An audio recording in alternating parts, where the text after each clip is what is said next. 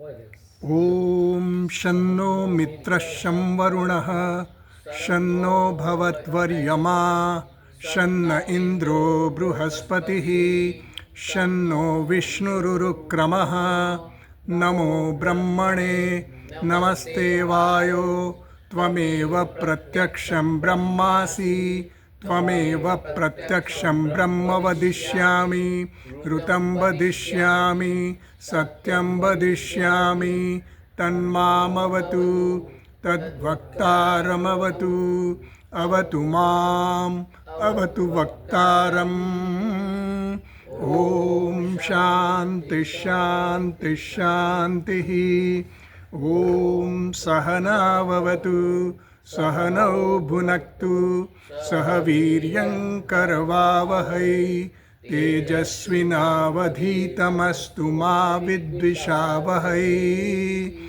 ॐ शान्ति शान्ति शान्तिः ॐ यश्छन्दसा मृषभो विश्वरूपः छन्दोभ्योऽध्यमृतात् सम्बभूव समेन्द्रो मेधया स्पृणोतु अमृतस्य देवधारणो भूयासं शरीरं मे विचर्षणं जिह्वा मे मधुमत्तमा कर्णाभ्यां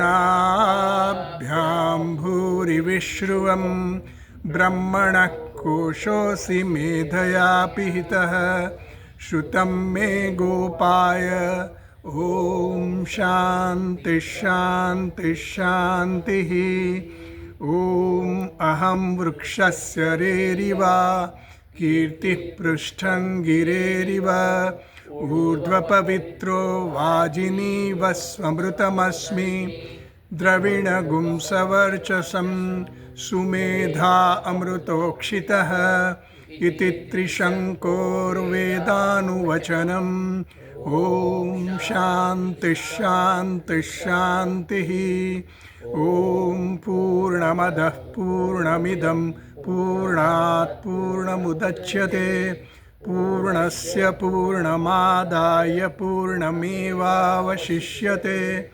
ॐ शान्ति शान्ति शान्तिः ॐ आप्यायन्तु ममाङ्गानि वाक्प्राणश्चक्षुश्रोत्रमथो बलमिन्द्रियाणि च सर्वाणि सर्वं ब्रह्म उपनिषदं माहं ब्रह्म निराकुर्यां मा ब्रह्म निराकरोत् अनिराकरणमस्त्वनिराकरणं मे अस्तु तदात्मनि निरतेय उपनिषत्सु धर्मा ते मयि सन्तु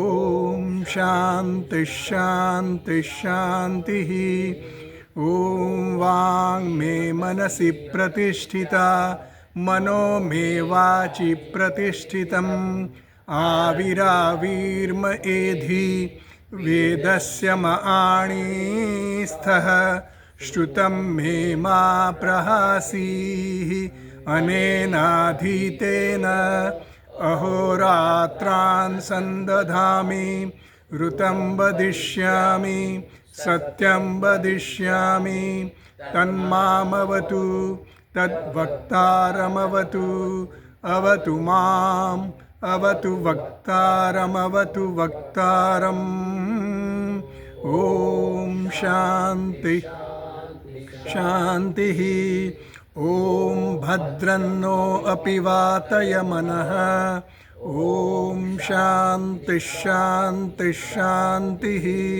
ॐ भद्रं कर्णेभिः शृणुयाम देवाः भद्रं पश्येमाक्षभिर्यजत्राः स्थिरैरङ्गैस्तुष्टुवागुंसस्तनूभिः व्यशेम देवहितं यदायुः स्वस्ति न इन्द्रो वृद्धश्रवाः स्वस्ति नः पूषा विश्ववेदाः स्वस्ति नस्तार्क्ष्यो अरिष्ठनेमिः स्वस्ति नो बृहस्पतिर्दधातु ॐ शान्ति शान्ति शान्तिः ॐ यो ब्रह्माणं विदधाति पूर्वं यो वै वेदांश्च प्रहिणोति तस्मै तंहदेवमात्मबुद्धिप्रकाशं मुमुक्षुर्वै शरणमहं प्रपद्ये।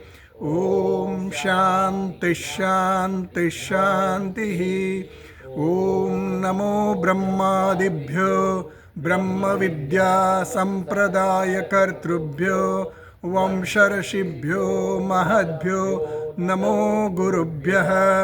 सर्वोपप्लवरहितः प्रज्ञानघनः प्रत्यगर्थो ब्रह्मैवाहमस्मि ब्रह्मैवाहमस्मि।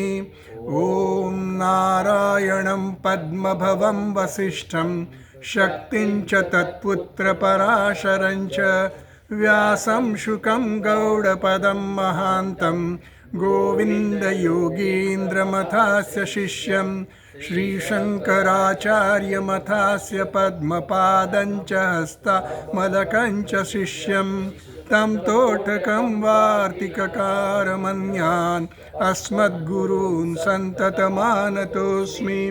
श्रुतिस्मृतिपुराणानाम् आलयं करुणालयं नमामि भगवत्पादं शङ्करं लोकशङ्करं शङ्करं शङ्कराचार्यं केशवं बादरायणं सूत्रभाष्यकृतौ वन्दे भगवन्तौ पुनः पुनः।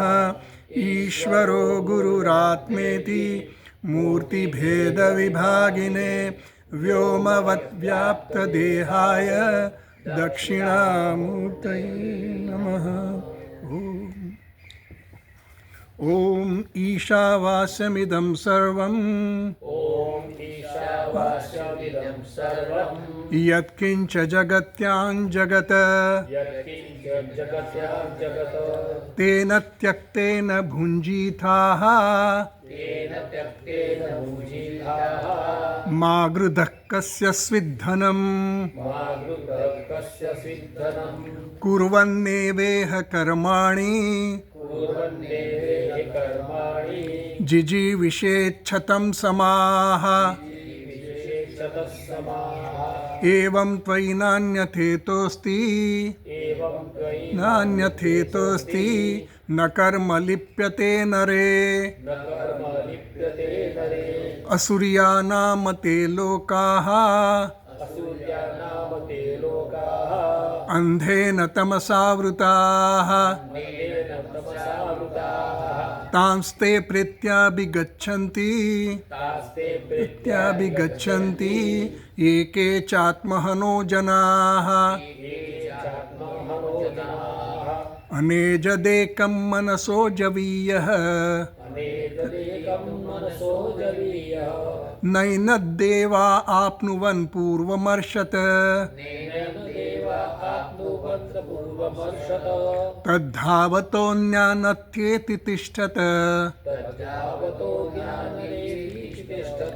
तस्मिन्नपो मातरिश्वा दधाति।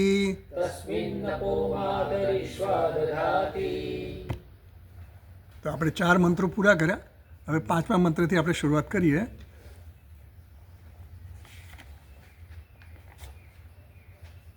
કૈલાસ આશ્રમના પુસ્તકમાં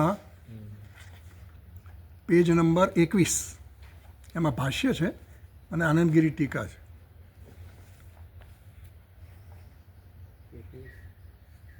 21 પેજ નંબર આમાં એમાં આનંદગીરી ટીકા પહેલાં વાંચીએ આપણે. જામિતા આલસ્યમ. જામિતા એટલે આલસ્યમ. હવે આપણે પહેલાં ભાષ્ય જોઈ લઈએ. ભાષ્ય છે ઉપર ન મંત્રાણામથી શરૂ થાય છે, બરાબર? આપણે વાંચીએ. ન મંત્રાણામ જામિતા अस्तीति पूर्वमंत्रोक्तम अपि अर्थम पुनराह न मंत्रणाम जामिता अस्ति. મંત્રોમાં જામિતા એટલે કે આળસ કર્યો અર્થ. જામિતા નથી હોતું કોનામાં? મંત્રોમાં આળસ હોતી નથી એવું કીધું એમણે. ન મંત્રાણામ જામ એવું કેમ કહેવું પડ્યું એટલે કહે છે પૂર્વ મંત્રોક્તમ અપી અર્થમ પુનઃ આહ, જે પહેલાં આગળનો જે મંત્ર કહેવાય ને અને જદે એકમ મનસો જવીય, એ જે મંત્ર કયો એ મંત્રનું જ આમાં રિપીટેશન જ છે. આમ વારંવાર કહેવાનું શું કામ, એ આમ તો પુનરુક્તિ દોષ નથી આ, એમ કહેવા માગે છે. કારણ કે આ અભ્યાસ છે, જે વસ્તુ પર આપણે ભાર મૂકવાનો હોય એ વસ્તુને આપણે વારંવાર કહીએ. હા, પેલાને કહીએ ને કે ભાઈ તું સાચવીને જજ, હા, તારું પાકીટ સંભાળજે, તારો સામાન સંભાળજે, આપણે એમ જે ઇન્સ્ટ્રક્શન આપીએ ને એવી વારંવાર કહીએ એટલે કંઈ ભાઈ એકનું એક હવે સમજી ગયા ભાઈ, કેટલી વાર કહેવાનું, સમજીને જજે, જાય સાચવીને જજે, સામાન સાચવજે, પાકીટ સાચવે, એવું કહીએ વારંવાર. એટલે અભ્યાસ એટલે એને મગજમાં બરાબર યાદ રહે કે મારે આ ધ્યાન રાખો. એમ મંત્રાણામ જામિતા અસ્તિ ઇતિ પૂર્વ મંત્રોક્તમ અપી અર્થમ પુનઃ આહ, એટલે આ જે નવો મંત્ર શરૂ થાય છે ને એ મંત્રમાં ફરીવાર કહે છે, એનું એ જ વસ્તુ કહેવામાં આવે છે. તો આપણે જોઈએ તો જામિતા આલસ્યમ એમ આનંદગીરી ટીકામાં કહ્યું. તો એ આનંદગીરી ટીકાની છે ને ટિપ્પણી આપી છે, જરા લાંબી છે ટિપ્પણી, આપણે વાંચીએ. બરાબર, હું વાંચું છું, તમે સાંભળજો ખાલી. જામિતા એટલે શું? એમ જામિતા શબ્દનો અર્થ આળસ કેમ કર્યો? કારણ કે આ જામિતા શબ્દ આપણને કંઈ બહુ જાણીતો શબ્દ નથી અને એનો જે રૂઢિ અર્થ નથી આવતો કોઈ, એટલે એ લોકોએ ડિરાઈવ કઈ રીતે કર્યું છે એ કહે છે. ફૂટનોટ નંબર 9, જામિતા આલસ્યમ ઇતિ નનુ આલસ્યમ ચેતનાવતામ ધર્મ. આળસ કોનામાં હોય? જે ચેતન હોય એમાં આળસ હોય. મંત્ર કંઈ ચેતન થોડા છે? મંત્ર ચેતન નથી. તો કે આળસ છે, મંત્રોમાં આળસ નથી એવું કહ્યું. હા, મંત્રોમાં આળસ નથી એ તો બધાને ખબર છે. મંત્રો તો જડ છે, અક્ષરો શબ્દો બધા જડ છે ને, તો એમાં આળસ હોય કેવી રીતે શકે?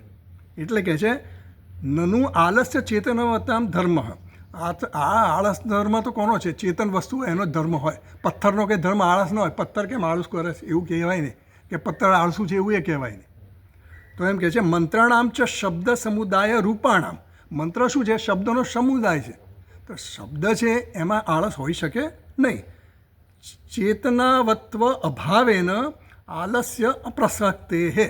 ચેતના નથી, મંત્રોમાં ચેતના નથી, તો એમાં આળસનો કહેવાનું, આળસ કરવાની નહીં એવું કહેવાનો કંઈ મિનિંગ નથી, અર્થ નથી. એટલે એનો પ્રસંગ જ નહીં. અપ્રસક્તે હે ન અપ્રસક્તમ નિષિધ્યતે. જેનો પ્રસંગ જ ન હોય એના વિશે નિષેધ કરવાનો હોય નહીં. તમે નિષેધ કર્યો. ભાષ્યકારે ન મંત્રાણામ જામિતા અસ્તિ, ભાષ્યકારે કહ્યું કે મંત્રમાં આળસ નથી, તો એ નિષેધ કરવાનો પ્રસંગ ક્યારે બને? તું આ નહીં કરતો એમ ક્યારે કહેવામાં આવે? કે જ્યારે કંઈક કરવાની શક્યતા હોય તો, એવો પ્રસંગ હોય કે તું ત્યાં જાય છે ને સાચવીને જજે, ત્યાં ધ્યાન રાખવા એવું છે, રસ્તો ક્રોસ કરો તો ધ્યાન રાખજે, ધ્યાન રાખવા જેવું છે એટલે કહીએ. એટલે કોઈ પણ સૂચના આપીએ ને તો ક્યારે આપીએ? એનું કંઈક પ્રસંગ હોય એવો કહેવાનો, ત્યારે એને કહેવાય. એમ કહે છે કે અહીંયા તો એવો આળસ રૂપે કહેવાનું કંઈ, મંત્રને કહેવાનો કંઈ પ્રસંગ છે જ નહીં, તો એનો નિષેધ કેમ કરવામાં આવે છે? ઇતિ નિયમા છે, આ નિયમ છે આવો, કે જ્યાં પ્રસંગ હોય ત્યાં જ કહેવાનું, જે પ્રસંગ હોય ત્યાં આડું અવળું કંઈ કહેવાનું હોય નહીં. ન મંત્રણામ જામિતા અસ્તિ રિક્તમ વચઃ ઇતિ ચેત. એટલે કહે છે પેલો પૂર્વ પક્ષી એમ કહે કે ભાઈ આ ભાષ્યકારનું વચન યોગ્ય નથી, તમે જે કહો છો. ભાષ્યકારે કહ્યું કે આ મંત્રોને આળસ નથી, તો આ યોગ્ય વચન તમારું નથી, ભાષ્યકારનું ઉચિત વચન નથી. કારણ કે વચન કંઈ ઉપયોગી હોવું જોઈએ ને. ન રિક્તમ એ ઉપયોગી નથી, નિરુપયોગી છે એવું કહે છે. એટલે કહે છે મા એવમ, એવું નથી. કેમ નથી? મંત્રાણામ ઇતિ મંત્રપદેન તપોભિ વિધૂત તમાહ તદ્દ્રષ્ટા લક્ષ્ય. મંત્ર જે છે, મંત્રાણામ ઇતિ મંત્રપદેન, મંત્ર જે પદ વાપરાયું એ મંત્ર પદથી શું સમજવાનું? તપોભિ વિધૂત તમાહ, જેમણે પોતાના તપથી બધું જ અજ્ઞાનનો નાશ કરી નાખ્યો, અજ્ઞાન દૂર કરી નાખ્યા જેમણે, એવા જે દ્રષ્ટા છે, મંત્ર દ્રષ્ટા કહીએ ને આપણે, એ મંત્ર દ્રષ્ટાનું લક્ષ્યાર્થ છે. આ મંત્રોને આળસ નથી એ દ્વારા કહેવાનો મતલબ એવો છે કે મંત્ર દ્રષ્ટા જે ઋષિ મુનિઓ જે છે એ લોકોમાં આળસ હોતી નથી. એટલે આ પુનઃ કહેવાની વાત છે. નહીં તો આપણે એકવાર કહ્યું હવે પછી હવે બીજી વાર કરવાની કંઈ જરૂર નથી એમ કહીએ, પણ એવું નથી. એ લોકોને તો એવું છે, એ લોકોનો પર્પઝ શું છે, હેતુ શું છે કે જ્ઞાન આપવું અને ગમે તે રીતે આ જ્ઞાન પહોંચાડવું, એ એનું લક્ષ્ય છે. એટલે એ લોકોને કોઈ એવી આળસ નથી. વારંવાર એકવાર કીધું, 2 વાર કીધું, 3 વાર કીધું, કીધા જ કરે. જ્યાં સુધી આપણને જ્ઞાન ન થાય ત્યાં સુધી ગુરુજી આપણને ઉપદેશ આપ્યા જ કરે. કુતઃ તસ્ય આલસ્યમ તત્રાપી મંત્રસ્ફોરક ભગવાન. હવે આ તો ભગવાન દ્વારા મંત્રો બધા પ્રગટ થયા છે. કોના દ્વારા? ભગવાન દ્વારા, ઈશ્વર દ્વારા. તો ઈશ્વર દ્વારા જે મંત્રો પ્રગટ થયા હોય તો ઈશ્વરમાં તો આળસ હોય જ નહીં ને. જ્યારે ઋષિઓમાં આળસ નથી તો મંત્ર જેમાંથી પ્રગટ થયા છે એ ઈશ્વરમાં તો આળસ હોવાનો સંભવ જ નથી. એટલે એમ કહે છે કે કુતઃ તસ્ય આલસ્યમ તત્રાપી મંત્રસ્ફોરક ભગવાન સ્વયંભૂ, જે પોતે સ્વયંભૂ છે, સર્વભૂત હિતે રતાહ છે. ભગવાન કેવા છે? બધાનું કલ્યાણ કરવામાં રત છે. એમને કોઈના માટે કોઈ દ્વેષ નથી કે કોઈ રાગ પણ નથી. સમોહમ સર્વભૂતેષુ નમ દ્વેષ્ટોસ્તિ ન રાગ. એટલે મને ક્યાંય દ્વેષ નથી, રાગ નથી, ક્યાંય નથી. એવા ભગવાન જે છે, જે સર્વભૂત હિતે રતા, બધાના સુહૃદ છે, કોઈ પણ વળતરની અપેક્ષા રાખ્યા વગર બધું આપ્યા કરે છે આપણને. આખું જગત જે ચલાવે છે, જગતની જે વ્યવસ્થા છે એ બધી કેવી રીતે ચાલે છે? બધી ઈશ્વરની કૃપાથી ચાલે છે આપણે કહીએ, પણ એ કૃપા કરનારો જે છે કેવો છે? એને કોઈ પાછું વળતર આપે, કોઈ આપણને કંઈક આપે એવી ઈચ્છા નથી. આપણે કોઈ પણ કર્મ કરીએ તો આપણે કંઈક અપેક્ષા હોય આપણી વળતરની, કંઈક મળવાની. એને કોઈ ઈચ્છા નથી. એટલે કે છે તત્રાપી મંત્રસ્ફોરક ભગવાન સ્વયંભૂ તસ્ય તુ કુતસ્તરામ તદ ઇતિ અભિપ્રાયાત અતઃ એવ પુનઃ આહ ઇતિ અપી સંગચ. એટલા માટે આ ભાષ્યકારજીએ જે કહ્યું કે મંત્રોમાં આળસ નથી એ સુસંગત છે, એ બરાબર છે, યોગ્ય છે. કારણ કે મંત્રોમાં આળસ નથી એટલે કે મંત્ર દ્રષ્ટામાં આળસ નથી. મંત્ર દ્રષ્ટામાં આળસ નથી એટલે ભગવાનમાં આળસ હોય જ નહીં. અને આ મંત્રો તો પ્રગટ થયા છે ભગવાન દ્વારા, ઈશ્વર દ્વારા, તો એમના આળસનો સંભાવ જ નથી. એટલે આ ફરીવાર કહેવાનો મતલબ તો ખાલી આ અભ્યાસ છે. પુનરાવર્તન કરવાનું કારણ શું છે કે વારંવાર કહેવાથી માણસમાં બરાબર બેસે, દ્રઢતા માટે. પછી એ કીધું તદુક્તમ યુગાંતે. તો સ્મૃતિમાં પણ કહેવામાં આવ્યું છે, તદુક્તમ જે કહે છે ને એટલે સ્મૃતિમાં કહેવામાં આવ્યું. શું કહ્યું છે? યુગાંતે, હું ટિપ્પણી જ વાંચું છું. યુગાંતે અંતર્હિતાન વેદાન સેતિહાસાન મહર્ષય લેભિરે તપસા પૂર્વમ અનુજ્ઞાતા સ્વયંભુવા ઇતિ. એટલે આ શ્લોક છે સ્મૃતિમાં આપેલો. એમાં કે યુગાંતે, યુગાંતે એટલે યુગનો અંત થયો ત્યારે.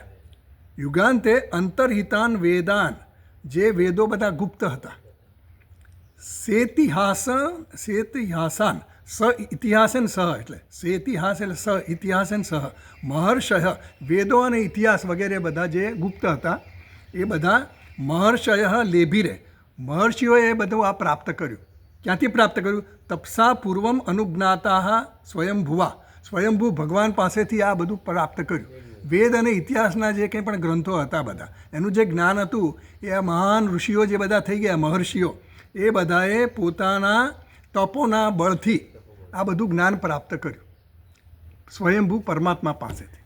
એટલા માટે એવું કહેવામાં આવ્યું કે એમ વેદોમાં, મંત્રોમાં આળસ હોતી નથી. પછી આગળ ફૂટનોટ છે ને એ આપણે છોડી દીધી છે, સ્વામીજીએ છોડી દીધી, એટલે મેં છોડી દીધી છે, કારણ કે એ થોડી ડિફિકલ્ટ છે સમજવાની અને એ આપણને બહુ રિલેટિવ નથી. એટલે છેલ્લી બે લાઈન છે ને ટિપ્પણીની એ આપણે જોઈએ. તત્ર દુર્ગાચાર્યશ્ચ વ્યાચખ્યો, એટલે દુર્ગાચાર્ય નામના કોઈક મહાત્મા છે, એમણે આની વ્યાખ્યા આવી રીતે કરી છે. જામિતા શબ્દ છે ને, જામિતા એ શબ્દની અર્થ શું કરવો એના માટેની આ ચર્ચા છે. કારણ કે જામિતા એટલે આળસ કરવી, એ ક્યાંથી લાવ્યા તમે? એટલે એનું આ બધું આ રેફરન્સીસ છે બધા, કે અહીંયાથી આવ્યું આ શબ્દ, અહીંયાથી ડિરાઈવ થયો છે. સમજ પડી? જામિતા આળસ એવું આપણે સામાન્ય ભાષામાં આપણને ખબર જ નથી. એટલા માટે તત્ર દુર્ગાચાર્યશ્ચ વ્યાચખ્યૌ બાલી, એમણે આ શ્લોક લખ્યો, બાલિશઃ મૂર્ખ સહી બાલહ ઇવ શેતે. એટલે બાલિશ છે જે માણસ, બાલિશ એટલે કે બાળક જેવો છે, બાળક બુદ્ધિવાળો છે. બાલિશ એટલે આપણે કહે બાલિશ બુદ્ધિ છે, બાળક જેવો છે, એટલે ઇમેચ્યોર છે, અપરિપક્વ માણસ છે. મૂર્ખ સહ, એ મૂર્ખ છે. મૂર્ખ એટલે એને બહુ દુનિયાવી સામાન્ય વ્યવહારિક જ્ઞાને નથી એનામાં. સ બાલહ ઇવ શેતે, એ બાળકની જેમ સૂવે છે. નાનું બાળક એને ક્યાં સૂવું, કેવી રીતે સૂવું, ક્યારે સૂવું, કોઈ એને કંઈ ખ્યાલ હોય નહીં. એમ આ જેમ બાળકની જેમ સૂવે છે એવો મૂર્ખ જે માણસ છે.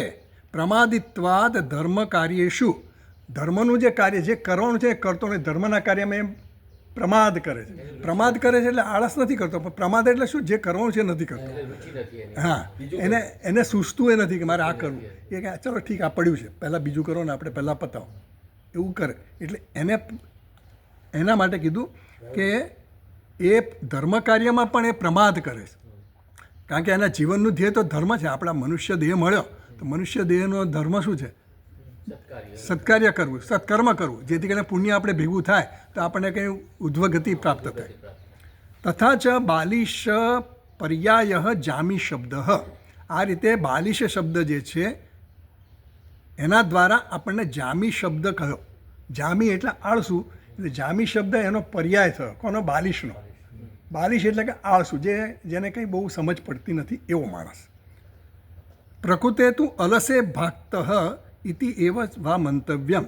એટલે પ્રકૃતિ એટલે અત્યારે જે ચર્ચા ચાલે છે એમાં, અત્યારે આજે આપણે ચર્ચા કરીએ એમાં અલસે ભાક્ત. ભાક્ત એટલે ગૌણ રીતે. મુખ્ય અર્થમાં આનો અર્થ લેવાનો નથી, જામિતાનો અર્થ આળસ્ય, પણ ગૌણ અર્થમાં એનો આળસ. એટલે જામિતા એટલે બાળક જેમ આળસુ હોય અને જે કરવાનું છે એ ન કરે, એનામાં એવી સમજ ન હોય, અવિવેકી છે, ઇમેચ્યોર છે, એમની જેમ જ આ માણસ આળસ હોય તો એને જામિતા કહ્યો. તો મંત્રોમાં આવું જામિતા નથી, એમાં કોઈ પ્રમાદ નથી. એટલે આડીઅવળી વાત મંત્ર નહીં કરે. ભાષ્યકાર પણ આડીઅવળી વાત નહીં કરે. જે અહીંયા યોગ્ય છે એ જ વસ્તુની ચર્ચા થશે. બરાબર? એટલે એમણે એવું કહ્યું કે જામિતા આલસ્યમ. હવે આપણે ભાષ્ય વાંચીએ આગળ. હા, એમાં પુનરાહ જે આપણે વાંચી લીધું, તદ એ જતી ઇતિ. એટલે નવો મંત્ર શરૂ થાય છે ને, જે એ તદ એ જતી ઇતિ, એ તદ એ જત, એનાથી મંત્ર શરૂ થાય છે. એટલે મંત્ર વાંચીએ આપણે. પાંચમો મંત્ર વાંચીએ આપણે. તદે જતી તન્ને જતી તદ્દૂરે તદ્વંતિકે તદંતરસ્ય સર્વસ્ય તદુ સર્વસ્યાસ્ય બાહ્યતઃ તદુ સર્વસ્ય અસ્ય બાહ્યતઃ. જો એમાં શું કીધું? તદે જતી તન્ને જતી તદ્દૂરે તદ્વંતિકે. તો હવે આપણે સમજીએ. તદે જતી એટલે શું? તત્ એટલે શું? સોપાધિકાત્મ તત્વ. આત્મતત્વ જે છે તદ એજતી, એ આત્મતત્વ શું છે? એજતી એટલે શું? ચલન કરે છે. હવે ચલન કરે છે આપણે જોયું ને, અનેજત કીધું, આગળના મંત્રમાં કીધું અનેજત. તો એજત કેવું કહે છે? એજત કઈ રીતે કીધું? ઉપાધિ જ્યારે તાદાત્મ્ય કરે ચૈતન્ય આત્મા, ત્યારે એ ચલન કરતો દેખાય આપણને, જાણે કે એ ચલન કરે છે. ખરેખર તો એ ચલન કરતો જ નથી, પણ આપણે એવો આભાસ આપણને એવો થાય કે ભાઈ હું ગતિ કરું છું. હવે હું એટલે શું? શરીર છે. આપણે શરીર સાથે આપણે તાદાત્મ્ય કર્યું એટલે હું ગતિ કરું છું એવું કહીએ આપણે. એમ તદ એ જતી, એ તદ એ સોપાધિક આત્મતત્વ છે, એને લક્ષ્યમાં રાખીને કીધું કે તદ એ જતી, કે એ આ આત્મતત્વ ચલન કરે છે. બરાબર? એ જતી એટલે ગચ્છતી, એ જતી એટલે ચલન કરવું, એટલે જવું. હા, તદ ન એ જતી. તત એટલે શું પાછું? એ આત્મતત્વ જ સ્વતઃ કેવું છે? નિરુપાધિક છે. ન એ જતી એટલે ચલન કરતું નથી. આ ચલન કરે છે પણ એ નથી ચલન કરતું. એટલે પહેલાં એમ કીધું કે ચલન કરે છે, પછી કે નથી કરવું. એટલે શું છે? ઉપાધિના આધારે વાત કહેવામાં આવે છે. ઉપાધિવાળો હોય તો ચલન કરે છે, ઉપાધિવાળો નથી તો ચલન કરતો નથી. ન એ જતી એટલે કે કોઈ ક્રિયા કરતો નથી, અકર્તા છે, અભોગતા છે. આપણે કહ્યું ને આગળ કે આત્મા કેવો છે? શુદ્ધ છે, અપાપવિદ્ધ છે, નિત્ય છે, એક છે, સર્વગત છે, અશરીરી છે. એ બધા આપણે આ ઉપોદ્ઘાત ભાષ્યમાં આ બધું આવી ગયા લક્ષણ. એમ ન એ જતી અક્રિયત્વાત. પછી શું છે? તદ દૂરે. તદ એટલે પાછું આત્મતત્વ જ. તદ અહીંયા શબ્દ તદ સર્વનામ છે ને, એ આગળ જેની વાત થઈ ગઈ એની જ વાત કરવા માટે. એટલે આપણે ચર્ચાનો વિષય તો આત્મા જ છે. ઈશા વાસ્યમ ઇદમ શરૂ ત્યાંથી થયું, ત્યાંથી બધી આત્માની જ વાતો થાય છે. તત આત્મતત્વમ દૂરે વર્તતે. દૂરે વર્તતે એટલે દૂર હોય ને એવું દેખાય છે, આપણને જણાય છે. આત્મતત્વ ઘણું દૂર છે, હજી બહુ વાર છે અમને સમજવાની. આત્મતત્વને પહોંચવાની અમને ઘણી વાર છે, બહુ દૂર છે, આપણા માટે બધું દૂર છે. તો કોના માટે? જે અજ્ઞાની છે ને એના માટે દૂર છે. તથ આત્મતત્વ ઉ તદુ અંતિકે, તદ્વંતિકે છે ને, એમાં સંધિ છૂટી પડી, તદ ઉ અંતિકે. તો તદ્વંતિકે એટલે તદ ઉ એટલે એવ, તદ એવ એટલે દૂર પણ છે, અને પછી અંતિકે એટલે પાસે પણ છે. એ આત્મતત્વ તો દૂર પણ છે અને પાસે, આ બધું વિરોધાભાસી જ આવે છે બધું. એટલે એક દ્રષ્ટિએ જોવા જઈએ, પારમાર્થિક દ્રષ્ટિએ જોવા તો એ નિર્વિશેષ છે, નિરાકાર છે, નિર્ગુણ છે, એ રીતે આવે. અને સવિશેષ જે છે, સ્વોપાધિક છે, એમાં બધી ગતિ આવે, બધું જ આવે. એટલે અંતિકે એટલે સમીપમાં જે છે એને અંતિકે કીધું. હા, એટલે નજીકમાં નજીક છે. તથ આત્મતત્વમ તદ અંતરસ્ય સર્વસ્ય, એ આત્મતત્વ અસ્ય સર્વસ્ય, અસ્ય સર્વસ્ય એટલે આ જે કંઈ દેખાય છે ને જગત, એ જગતની સર્વસ્ય અંતઃ, અંદર છે. એ આત્મતત્વ આખા જગતની અંદર છે. અંદર છે એટલે શું સમજવાનું? અધિષ્ઠાન છે, એના અધિષ્ઠાન રૂપે રહ્યું છે. અંદર એટલે આપણે કબાટમાં અંદર હોય એવી રીતે નથી. અંદર અંદર એટલે કેવું છે? અંદર એટલે એ અધિષ્ઠાન છે, દેખાતું નથી. ઝાડનું મૂળિયું ક્યાં છે? અંદર છે. આપણે એમ કહીએ ને ઝાડનું મૂળિયું દેખાતું નથી, અવ્યક્ત છે. એટલે એ રીતે આ પરમાત્મા છે ને આપણને દેખાતો નથી, અનુભવાય છે. અનુભવાય છે કારણ કે એના વગર કોઈ અનુભવ સંભવ જ નથી. એટલે અભાવ, એટલે એને કહ્યું કે તદ અસ્ય સર્વસ્ય જગત અંતઃ, અંદર છે. તદ ઉ, પછી તદુ છે ને, તદુ એમાં સંધિ છૂટી પડે, તદ ઉ એટલે એવ થાય. તદ ઉ અથવા તો અપી પણ થાય. એટલે એ અસ્ય સર્વસ્ય જગત બાહ્યતઃ, તદુ સર્વસ્ય અસ્ય બાહ્યતઃ. સર્વસ્ય એટલે આ સર્વ જગત જે છે, અસ્ય જગત બાહ્ય, એ બહાર પણ છે. એટલે અંદર પણ છે, જગતની અંદર પણ છે, જગતની બહાર પણ છે, જગતથી દૂર પણ છે, દૂરમાં દૂર પણ છે, અને નજીકમાં નજીક પણ છે. એટલે તટ્ટલ એકદમ તદ્દન વિરોધાભાસી શબ્દો અહીંયા વપરાય.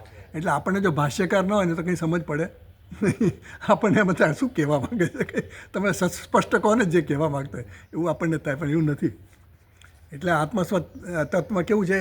ચલન એ કરે છે, ચલન નથી પણ કરતું, દૂર પણ છે, સમીપ પણ છે, અંદર પણ છે, બહાર પણ છે. એ રીતે આપણને સમજાવ્યું.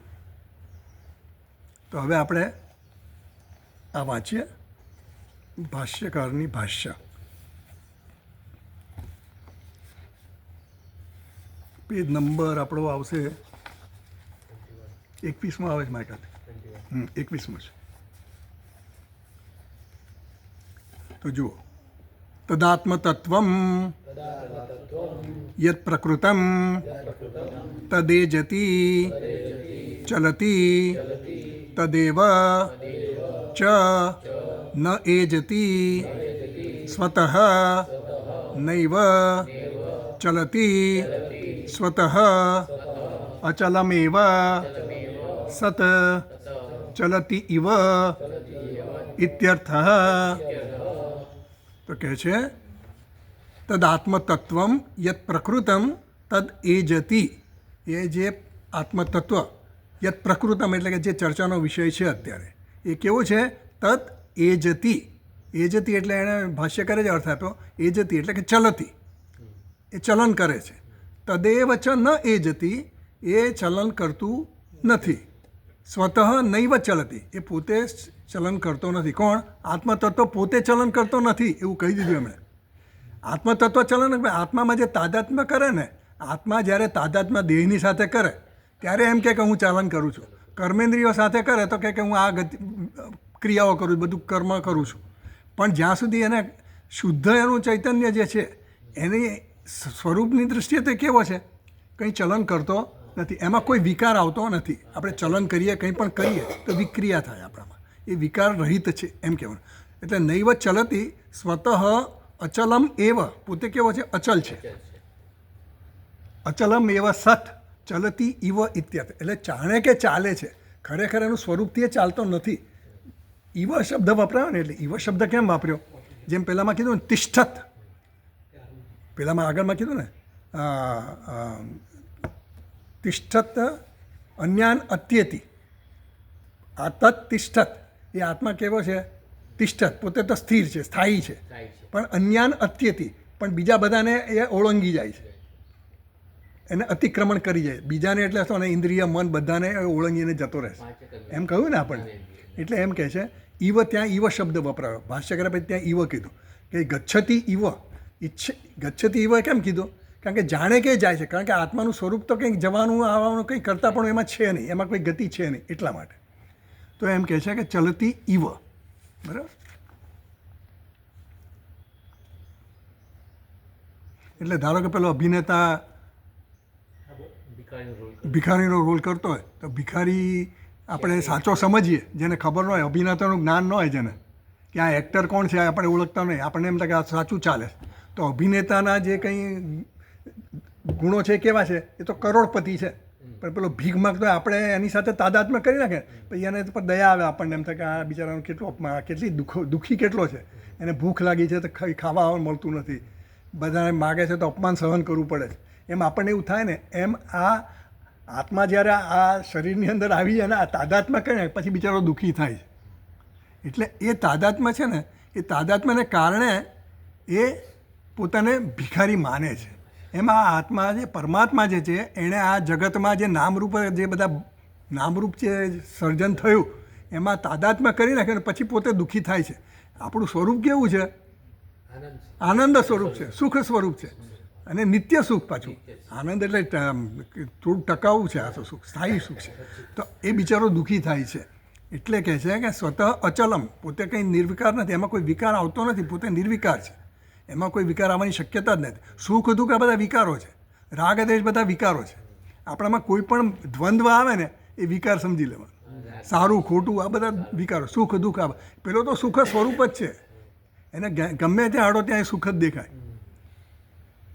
ચાલો આગળ વાંચીએ આપણે. કિંચ તદ્દૂરે વર્ષકોટિશતૈઃ અપી અવિદુષામ અપ્રાપ્યત્વાત દૂરે ઇવ તદુ અંતિકે ઇતિ છેદઃ તદ્વંતિકે સમીપે અત્યંતમેવ વિદુષામ આત્મત્વાત ન કેવલમ દૂરે અંતિકે ચ કિંચ તદ્દૂરે વર્ષકોટિશતૈઃ અપી અવિદુષામ અપ્રાપ્યત્વાત દૂરે ઇવ. એટલે હવે કહે છે કે દૂરે કહો છો, પણ કયા અર્થમાં કહો છો, કોને માટે દૂર છે? તો કહે છે અવિદુષામ, જે અજ્ઞાની છે, જેને આ વિવેક નથી, એના માટે દૂરથી દૂર છે. જ્યાં સુધી એ પ્રાપ્ત નથી થયું ત્યાં સુધી, જે જ્ઞાન આપણને નથી મળ્યું ત્યાં સુધી આપણને માટે દૂર જ છે. જ્યાં સુધી એ વસ્તુ આપણને મળી નથી, આપણને સમજ આવી નથી, આપણામાં વિવેક આવ્યો નથી, ત્યાં સુધી આપણા માટે પણ દૂર છે. તો વર્ષ કોટિ શતૈઃ અપી, સેંકડો હજારો વર્ષ સુધી એને પ્રાપ્ત ન કરી શકે વિદ્વાન, અવિદ્વાન જે છે, અજ્ઞાની જે છે ને, એ આટલો બધો દૂર છે.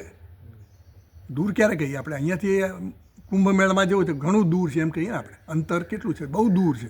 આ તો કેવો છે વર્ષ કોટિ શતૈઃ અપી દૂર, એવો અજ્ઞાની માટે. કારણ કે એટલા બધું અજ્ઞાન આપણા અંદર, એટલું બધું આ વ્યવહારિક જ્ઞાન એટલું બધું ભરેલું છે ને, એટલે અશુદ્ધિઓ એટલી બધી અંદર છે કે જેને કારણે શુદ્ધિને કરતાં કરતાં કરતાં બહુ ટાઈમ લાગે, સમય લાગે. એટલે અનેક કોટિ શતૈઃ, એટલે ગમે તેટલું કરો તમે, ગમે એટલા કર્મ કરો, ગમે એટલું પુણ્ય કરો, આ કરો તે કરો, પણ આત્મજ્ઞાન માટે શું છે? સાધન ચતુષ્ટય સંપત્તિ આપણામાં ના આવે ત્યાં સુધી એ પ્રાપ્ત થઈ શકે નહીં. અને સાધન ચતુષ્ટય સંપત્તિ એટલે આપણે સમજ્યા વિવેક, વૈરાગ્ય, સમાધિ, ષટ્ક સંપત્તિ, એ બધું આવવું જોઈએ આપણામાં. એ આવે તો આપણને આ શક્ય બને. એટલે જ્યાં સુધી એ ન પ્રાપ્ત થાય, કારણ કે આપણે જોઈએ છે વિવેક કરવો કેટલો અઘરો છે ને જીવનમાં. નિત્યાનિત્ય વસ્તુ વિવેક, કઈ વસ્તુ નિત્ય છે ને કઈ વસ્તુ અનિત્ય, આપણે વિવેક સમજીએ ખરા, પણ એ વ્યવહારમાં લાવવો કેટલો બધો ડિફિકલ્ટ છે. વૈરાગ્ય આવવો જોઈએ, આપણે સમજીએ એનું મૂલ્ય છે આપણને બધું, પણ એ જતો નથી હજી, વૈરાગ્ય એવો થતો નથી આપણને. એટલે આ બધી વસ્તુ શમ દમ, આપણા ઇન્દ્રિયોનો નિગ્રહ, મનનો નિગ્રહ કરવો બધો અઘરો છે. સમજણ છે આપણામાં, આવશે ધીરે ધીરે, પણ એ બધી પ્રોસેસ બધી શું છે? લાંબી છે. એટલે કહે છે કે અજ્ઞાની જે છે એના માટે દૂરથી પણ દૂર છે. એટલે ભગવાને કીધું ને આપણે આમાં શેમાં કહ્યું?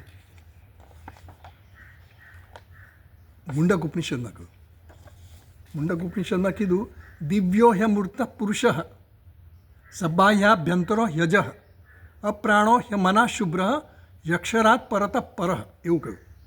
એટલે ત્યાં જે દિવ્ય છે આ આત્મા કેવો છે, આ પરમાત્મા કેવો છે, દિવ્ય છે. દિવ્ય છે એટલે કે પ્રકાશમાન છે. પછી કહે છે અમૂર્ત છે, નિરાકાર છે. આપણે આકાર હોય ને એનું જ્ઞાન તો આપણે ઇઝીલી મેળવી શકીએ, પણ આ નિરાકાર છે એટલે એનું જ્ઞાન મેળવવું અઘરું છે. આકાર જેનો હોય એના આપણને આલંબનો બધા આપ્યા, કૃષ્ણ ભગવાનનું આલંબન આપ્યું, એની મૂર્તિ આપી, હનુમાનજીની આપી કે દક્ષિણામૂર્તિ ભગવાનની આપી, જે પણ મૂર્તિઓ આપી આપણને એ આલંબન રૂપે આપણને આપ્યા, જેથી કરીને આપણે આપણું મન એકાગ્ર કરી શકીએ, એનું ધ્યાન કરી શકીએ. આ કેવો છે પરમાત્મા? દિવ્ય છે, અમૂર્ત છે, પુરુષ પૂર્ણ છે. પછી સબાહ્યાભ્યંતરો યજ, એ બહાર પણ છે અને અંદર પણ છે. એટલે ત્યાં પણ એવું આ બહાર અને અંદર બધા વિરોધાભાસી શબ્દ જ વપરાય છે. કારણ કે આપણી સામાન્ય બુદ્ધિ છે ને એ આપણે બહાર છે, સુખ ક્યાં છે, બહાર છે એવું જ સમજીએ છીએ. અને એટલે આપણા પ્રયત્નો બધા બહાર જ થતા હોય છે સુખને શોધવાના. પુત્રમાંથી સુખ મળશે, વિત્તમાંથી સુખ મળશે, બીજા લોકમાંથી સુખ મળશે. આપણી પ્રવૃત્તિ બધી પુત્ર માટે અને લોક માટે અને વિત્ત માટે, એના માટે જ છે. એટલે આપણી જે કંઈ પ્રયત્ન થયા છે એ બધા ક્યાં થયા? બહિર્મુખતાના જ પ્રયત્નો છે, આ બાહ્ય પ્રવૃત્તિ. એટલે એ આપણે એને બાહ્ય સમજીને પછી શોધીએ છીએ, પણ છે ક્યાં? અંદર છે. એટલે સબ બાહ્યાભ્યંતરો યજ, અજ છે. અજ એટલે અજન્મા છે, એનો કોઈ જન્મ નથી. આજે જેનો જન્મ હોય ને એમાં વિકાર હોય. આજ અજ છે એટલે એનામાં કોઈ વિકાર જ નથી, કરતાપણું નથી, ભોગતાપણું નથી, કોઈ રાગ નથી, કોઈ દ્વેષ નથી, કંઈ પણ નથી. એવો એ આ પરમાત્મા છે. અપ્રાણ, એ પ્રાણ વગર રહિતનો છે. એવું કેમ કીધું હશે? અપ્રાણ કીધું એવું કેમ કીધું હશે? એને પ્રાણ નથી. પ્રાણ વગર તો આપણે જીવી શકીએ? પ્રાણ વગર આપણે ન જીવી શકીએ. પ્રાણ આપણામાંથી નીકળી જાય તો આપણે રહી શકીએ? ન રહી શકીએ. આને અપ્રાણ કીધો. કેમ કીધો? હા, પ્રાણની જરૂર ક્યાં પડે? દેહમાં પડે. આ પરમાત્મા કેવો છે? ચેતન છે, ચેતન સ્વરૂપ છે. અને પ્રાણને જન્મ આપનારો એ છે. પ્રાણ આવ્યો ક્યાંથી? એનામાંથી. એટલે પ્રાણ નહોતો ત્યારે એ તો હતા જ. સમજી ગયા? એ તો નિત્ય છે જ. જ્યારે પ્રાણ તો એને તો ઉત્પન્ન કરવું પડે. આપણે જોયું ને હિરણ્ય ગર્ભનું ઉત્પત્તિ થઈ ને, એટલે હિરણ્ય ગર્ભ આવ્યા ક્યારે? પહેલાં એ પોતે હતા, પછી આવ્યા. પરમાત્મા હોય તો જ એ આવી શકે. એટલે અપ્રાણ મનાહ, મન કરતાં પણ એ રહી, મનની જરૂર નથી, એને મનની જરૂર નથી. એને મન હોય, હા, મન પણ એમાંથી જ ઉત્પન્ન થયું છે. શુભ્ર, એ શુદ્ધ છે. અક્ષરાત પરત પર, એ અક્ષર એટલે અહીંયા માયા શબ્દ લીધો છે મુંડક ઉપનિષદમાં. એટલે માયાથી પણ પર છે. માયા એના વશમાં છે, આપણે માયાના વશમાં છીએ. પરમાત્મા કેવો છે? માયાનો પણ નિયંતા છે, એના માયાપતિ છે, માયાનો અધિપતિ છે, એમ કહ્યું. પછી દૂરાત્સુ દૂર એવું પણ કહ્યું. એ પરમાત્મા કહેવાય દૂરથી પણ દૂર છે. દૂરાત્સુ દૂરે તદિહ અંતિકે ચ, મુંડક ઉપનિષદમાં કહ્યું. આપણે શું કામ જોઈએ છીએ? કારણ કે આ જે કહ્યું ને અહીંયા કે વર્ષ કોટી શતય આપી અવિદુષામાં આપી દૂરાસ્તુ દૂરે, એ દૂરથી દૂર છે. કેમ દૂર છે? એટલે બધા ઉપનિષદો પણ આ જ વસ્તુ કહેવામાં આવી છે. મુંડક ઉપનિષદમાં કીધું, પછી આ કઠોપનિષદમાં કહ્યું કશો આસીનો દૂરમ વ્રજતી, બેઠો છે પણ દૂર ભાગે છે. બેઠો છે, પોતે બેઠો છે પણ પાછો દૂર ભાગે છે. એટલે બધા વિરોધાભાસી વાક્યો છે આ બધા. એટલે સમજવાની જરૂર એ છે કે ઉપાધિની સાથે જ્યારે તાદાત્મ્ય કરે ત્યારે એમાં ગતિ હોય, વિકાર હોય, પણ ઉપાધિ રહિતનો જ્યારે છે એ તો શુદ્ધ છે.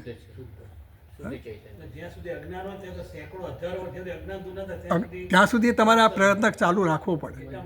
હા, એટલા માટે એને કહ્યું કે સેંકડો કરોડો વર્ષો સુધી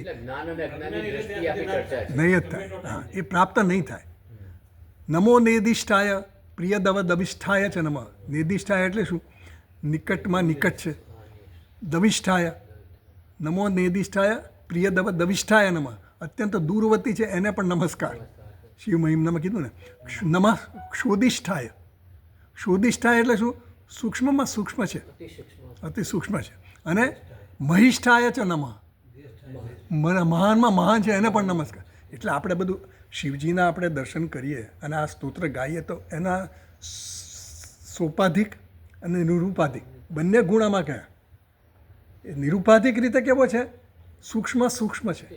અને પેલો કેવો છે? મહાનમાં મહાન છે, એટલે વિરાટ સ્વરૂપ છે. આ જગતરૂપે એ જ વ્યક્ત થઈ રહ્યો છે. નમો વસિષ્ઠાય, વૃદ્ધમાં વૃદ્ધ પણ એ જ છે. અને નમો યવિષ્ઠાય, યવિષ્ઠાય યુવાનમાં યુવાન પણ એ જ છે. બધા જ વિરોધાભાસી શબ્દ. હા, એટલે બીજા કોઈમાં સંભવ જ નથી. અને એ નિરુપાધિક પરમાત્મામાં છે. આ બધા આપણે બધા અંશ છીએ એના, સમજો. પણ એ નિરુપાધિક નથી, સોપાધિક છીએ. આપણે જે એને કહીએ હું કહીએ છીએ ને એ કોણ હું? આ શરીરને હું કહીએ. મારાથી આ બહાર જાય એવું બધા તું આવી જાય, ઇદમ થઈ જાય. પછી કઠોપનિષદમાં એવું પણ કીધું, એક જ તથા સર્વભૂતાંતર આત્મા રૂપમ પ્રતિરૂપો બભુવ. અગ્નિ હોય ને, અગ્નિ તો અગ્નિ કેવો હોય? અગ્નિ યથૈકો ભુવનમ પ્રવિષ્ટ રૂપમ પ્રતિરૂપો બભુવ. અગ્નિ જે લાકડામાં કે જે કોલસાના જે કંઈ આકાર હોય કે લોખંડના જે કોઈ આકાર હોય એને તપાવીએ તો અગ્નિ એમાં પ્રવેશ કરે તો એ આકારનો બની જાય. એમાં પરમાત્મા પણ કેવો છે? પ્રત્યેક રૂપમાં, પ્રત્યેક દેહમાં એ અંદર પ્રવેશ કરી લીધું છે. એટલે એ રૂપનો બની ગયો. એટલે આ હું, આ તમે, આ જળ ચેતન જે કંઈ પણ એ રૂપનો બની ગયો. એક જ તથા ભૂતાંતર આત્મા. આ બધાનો આત્મા તો શું છે? એક જ છે. પણ રૂપમ પ્રતિરૂપો બહિષ્ય. પોતે બહાર રહીને પ્રત્યેક રૂપમાં એન્ટર થયો છે, પ્રવેશ કર્યો છે. પણ દેખાય છે કેવો? જુદો જુદો. અને બહાર દેખાય છે. અંતર આત્મા રૂપે છે પણ દેખાય છે બહાર. સમજ પડી? એવું કહે છે. આપણને અનેક દેખાય છે ને એવી રીતે. સભૂમિમ વિશ્વતો વૃત્વા અત્યતિષ્ઠ દશાંગુલમ. ક્યાં આવ્યું? પુરુષ સૂક્તમાં આવ્યું. પહેલું જ છે. હા, એટલે એ ભગવાન કેવો છે? સમગ્ર ભૂમિને ચારે બાજુથી વીંટળાઈને ચારે બાજુથી વ્યાપ્ત કરે છે. અને સાથે સાથે કેવો છે? અત્યતિષ્ઠ દશાંગુલમ. 10 આંગળ ઊંચો છે, એટલે એનાથી અતીત પણ છે. આ બધા દાખલાઓ એમને આપ્યા એટલા માટે કે આ બધું આપણને સમજ પડે કે પરમાત્મા કેવો છે. આપણે જે પરમાત્માને જે આપણે માનતા હોઈએ, આપણી પોતાની જે સમજ છે ને એ સમજને વધારે ઊંડી બનાવવા માટે જરા એનો સૂક્ષ્મતા આપણે આવે કે પરમાત્મા નિરુપાધિક છે. કેવી રીતે નિરુપાધિક છે અને ક્યાં કીધું? તો એના માટેના પ્રમાણો બધા કીધા કે ભાઈ હમણે તો ભાષ્યકારે એવું કહી દીધું કે કોટી શતૈ અપી અવિદુષામ અપ્રાપ્યત્વ. તો એમણે ટૂંકમાં કહી દીધું કે આવું છે. પણ બીજી બધા જગ્યાએ ભાષ્યકાર પોતાનું નથી કહેતા, એ પણ આ બધા ઉપનિષદોમાં આવું કહ્યું છે એનો જ રેફરન્સ આપીને કહે છે. બરાબર? તદુ અંતિકે ઇતિ છેદ. હવે તદવંતી કહે છે ને, આપણા મંત્રમાં છે ને તદવંતી કહે છે, એનો પદચ્છેદ કર્યો. પદચ્છેદ, કારણ કે વ્યાખ્યા કે ને વ્યાખ્યા કરવાની એટલે શું? વ્યાખ્યામાં જો વ્યાખ્યાના લક્ષણો કીધા છે. 5 કોઈ પણ મંત્રની વ્યાખ્યા કરવાની હોય તો એના 5 લક્ષણો જોઈએ. તો એ લક્ષણો એમાં આવી જવા જોઈએ, તો જ એની તમે વ્યાખ્યા કરી શકો. એટલે એમાં શું છે? પદચ્છેદ પદાર્થોક્તિ. આમાં નથી, હું મારી પાસેથી વાંચું છું, તમે ખાલી સાંભળો. પદચ્છેદ પદાર્થોક્તિ વિગ્રહ વાક્ય યોજના આક્ષેપસ્ય સમાધાનમ વ્યાખ્યાનમ પંચલક્ષણમ. કોઈ પણ વ્યાખ્યા કરવી હોય તો એનું લક્ષણ શું છે? પદચ્છેદ. પહેલાં તો આપણે વાક્ય વાંચીએ ને કોઈ પણ મંત્રનું, તો મંત્રના પદચ્છેદ કરો. દરેક પદ છૂટું પાડીને વાંચવું પડે. એટલે ભાષ્યકારે આવું કરવું પડે. એટલે ભાષ્યકાર દરેક પદને આપણને સમજાવે છે કે પદચ્છેદ કરે છે, કારણ કે વ્યાખ્યા કરવાની છે.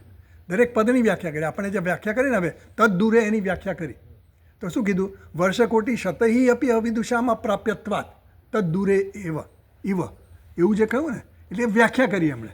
એમ દરેક પદની વ્યાખ્યા થાય. પછી પદાર્થોક્તિ, દરેક પદાર્થનો અર્થ શું છે એ પણ એમણે વ્યાખ્યાકારે કહેવો પડે. પ્રવચન કરે જે માણસ, જે ભાષ્ય લખ્યું એમણે, તો એમણે બધું સમજાવવું પડે. એનો અર્થ પણ સમજાવે. ખાલી આપણે વ્યાખ્યા કરી દઈએ ન ચાલે, એનો અર્થ એ સમજાવવો જોઈએ. તો એ સમજાવે. પછી શું છે? વિગ્રહ. એમાં સમાસ પણ આવતા હોય તો સમાસનો વિગ્રહ કરવાનો, સમાસને છૂટો પાડવો પડે. પછી વાક્ય યોજના. વાક્ય યોજના એટલે શું? અન્વય કરવો પડે, ક્રોઝ ઓર્ડર કરવો પડે. હા, અન્વય વ્યતિરેક કરવો પડે. અન્વય એટલે શું? કયો શબ્દ પહેલાં આવે પછી કોનો સાથે કોને જોડવાનો. પહેલાં, કારણ કે ભાષ્યકાર જ્યાં લખ્યું તો આડું ઓળું મંત્ર પણ ગમે ત્યાં લખ્યું બધું, પણ એને વિસ્તાર કરવા માટે એનું ક્રિયાપદ કયું છે, કર્તા કોણ છે, કર્મ કોણ છે, બધા કારકો કોણ કોણ છે, આમાં શું છે, સાધન શું છે, એ બધું એને જણાવવું પડે. એટલે એ વાક્ય યોજના આવે. પછી આક્ષેપસ્ય સમાધાન, પછી એમાં શંકાઓ ઘણી બધી આવે, ડાઉટ્સ હોય બધા આપણા, તો એનું પણ સમાધાન કરતાં આવડવું જોઈએ. પૂર્વ પક્ષી તો જાત જાતના પ્રશ્ન પૂછે તો એનું સમાધાન થવું જોઈએ, તો એ પણ આમાં આવવું જોઈએ. એટલે વ્યાખ્યાન કરવા માટેના આ 5 લક્ષણો કીધા: પદચ્છેદ, પદાર્થોક્તિ, વિગ્રહ, વાક્ય યોજના અને આક્ષેપસ્ય સમાધાન. આ 5 એના લક્ષણો કીધા. હવે તદુ અંતિકે એમાં ઉ છે ને, ભાષ્યમાં ઉ છે ને, એની પર એક ફૂટનોટ આપી છે, પણ એ ફૂટનોટ આપણે નથી જોતા, ખાલી હું તમને કહી દઉં છું. એમાં ફૂટનોટમાં છે ને કે થોડું ગ્રામર આવે છે. એટલે આ ઉ છે ને, એ શબ્દ ઉ છે ને નિપાત છે. નિપાત એટલે અવ્યય. અવ્યય એટલે શું? એને વિભક્તિના પ્રત્યયો ના લાગે. આપણે બીજા બધા નામ હોય ને, કોઈ પણ નામ હોય તો નામને વિભક્તિના પ્રત્યય લાગે. નિપાત હોય એટલે નિપાત એટલે આમાં અવ્યય, પણ નિપાત અમુક રૂપમાં કન્વર્ટ ન થઈ શકે એટલા માટે એને નિપાત કીધો.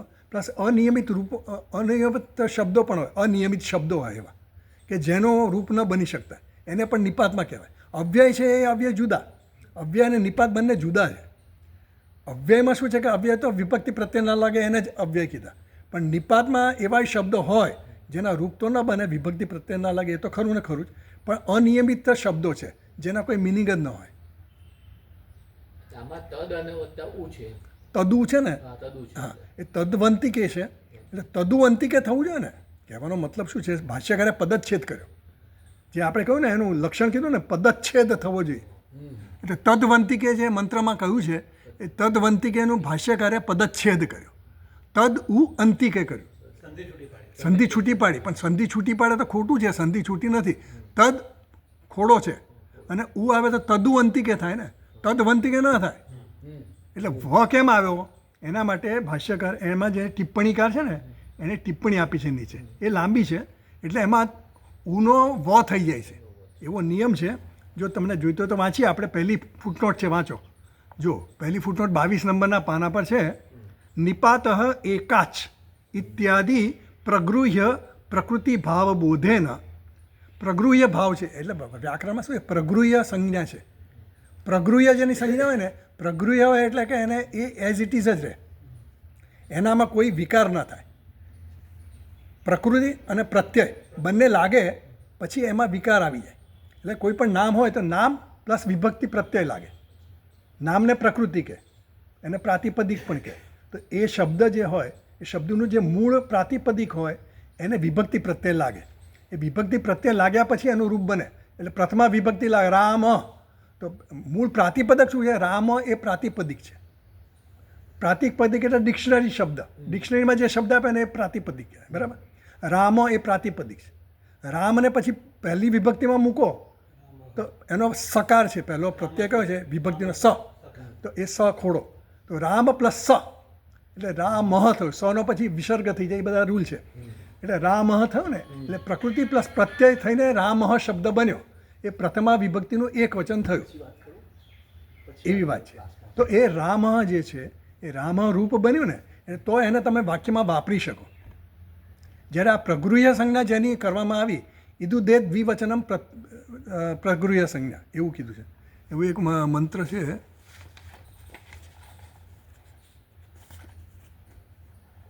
ઈ ઉથ ઇદુ દેત અને એ, એવા દ્વિવચનવાળા ઈ હોય, દ્વિવચનવાળું ઈ હોય, અથવા અંતમાં કોઈ પણ નામ હોય, કોઈ પણ નામ વિભક્તિ પ્રત્યે લાગ્યા પછીનું હોય, તો એમાં દ્વિવચનમાં ઈકાર છેલ્લે આવતો હોય, અથવા તો દ્વિવચનમાં ઉકાર છેલ્લે આવતો હોય, અથવા તો દ્વિવચનમાં એકાર આવતો હોય, તો એની પ્રગૃહ્ય સંજ્ઞા થાય, એવો નિયમ છે.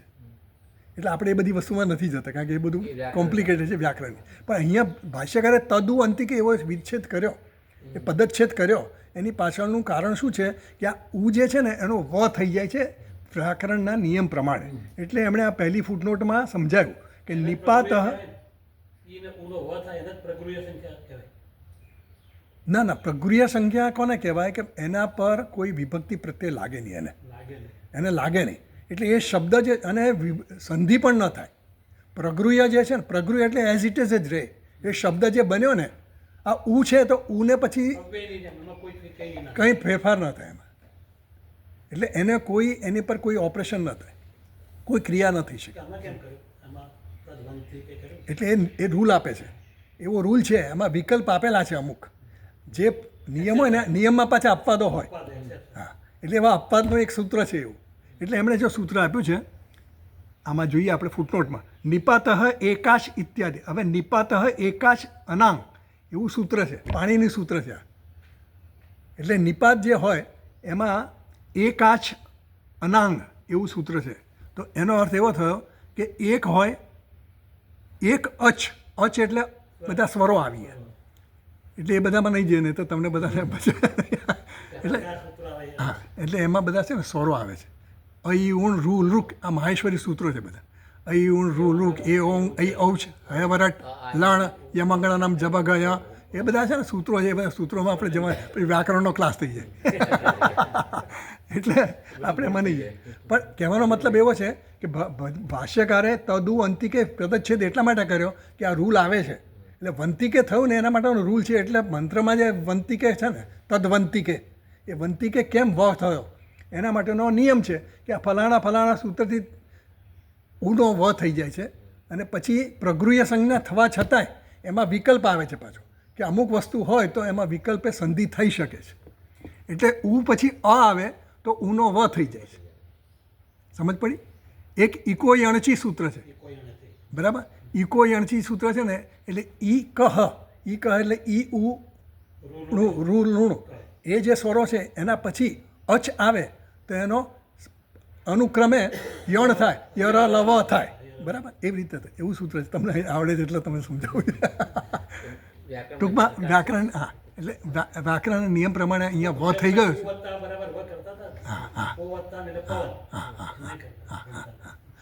એટલે ભૂભવતી થાય છે ને એ રીતે જ થાય છે.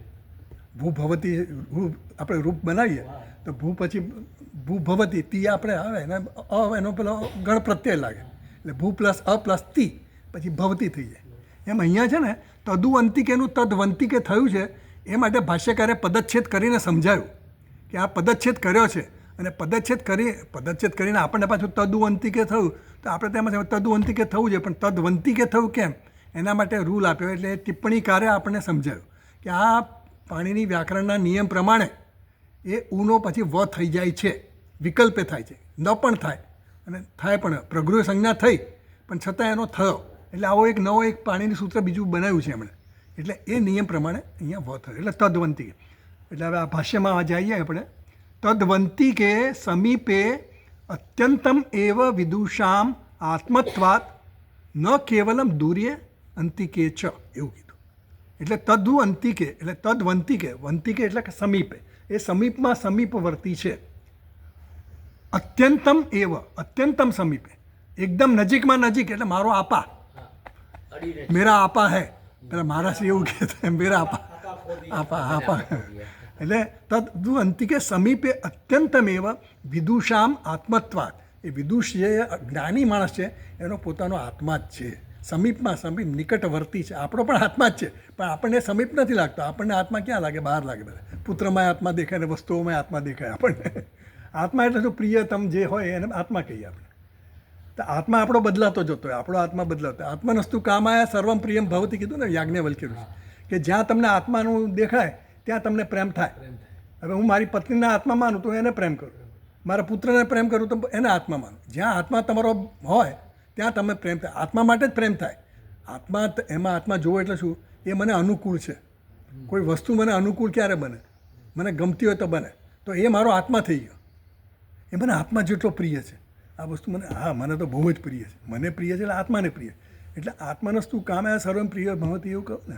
એટલે કે આ આત્મા જે છે એ મારો એકદમ નજીકમાં નજીક, એ જે છે એ અત્યંત નજીક. કોને દેખાય છે આત્મા? જે જ્ઞાની છે એને આ ખબર પડે છે. આપણને ખબર પડે છે પણ એ ખાલી આપણી કેવું છે, લિપ સર્વિસ છે હજી. વી ડોન્ટ, એ આપણું આત્મસાત થયું નથી હજી. એ આત્મા આપણો બન્યો નથી હજી. હા, એટલે આત્મત્વા ન કેવલમ દૂરે અંતિકે ચ, એટલે દૂરમાં દૂર નથી પણ એ પાસેમાં પાસે પણ છે. બરાબર? એવું કહ્યું. સર્વથી અતીત છે એટલે દૂરમાં દૂર પણ કયો, નજીકમાં નજીક પણ કયો. એટલે આ બે વિરોધાભાસી. એટલે શું છે? આત્મતત્વ કેવું છે? દૂર પણ નથી, નજીક પણ. આ દૂર અને નજીક છે ને એ વ્યવહારિક શબ્દો છે, એક આપણો ખ્યાલ છે. આ ઉપાધિની દ્રષ્ટિએ બહાર અને અંદર કહીએ, ઉપાધિની દ્રષ્ટિએ દૂર અને નજીક કહીએ. હા, એ તો સર્વવ્યાપી જ છે, એટલે એમાં કંઈ દૂર નજીક અંદર બહાર એવું કંઈ છે જ નહીં. આગળ વાંચવું છે કે તમારે જવાનું છે? હે, શું કરવું છે? હા, એટલે પૂછું છું. હા, એટલે આટલું રાખીએ આપણે, બરાબર. ઓમ પૂર્ણમદ પૂર્ણમિદમ પૂર્ણાત પૂર્ણમુદચ્યતે પૂર્ણસ્ય પૂર્ણમાદાય પૂર્ણમેવાવશિષ્યતે. ઓમ શાંતિ શાંતિ શાંતિ. શંકરમ શંકરાચાર્યમ કેશવમ બાદરાયણમ સૂત્રભાષ્યકૃતૌ વંદે ભગવन्तૌ પુનઃ પુનઃ. ઈશ્વરો ગુરુરાત્મેતિ મૂર્તિભેદવિભાગિને વ્યોમવદ્વ્યાપ્તદેહાય દક્ષિણામૂર્તયે નમઃ. ઓમ શાંતિ શાંતિ શાંતિ. હરિ ઓમ. શ્રી ગુરુભ્યો નમઃ. હરિ ઓમ.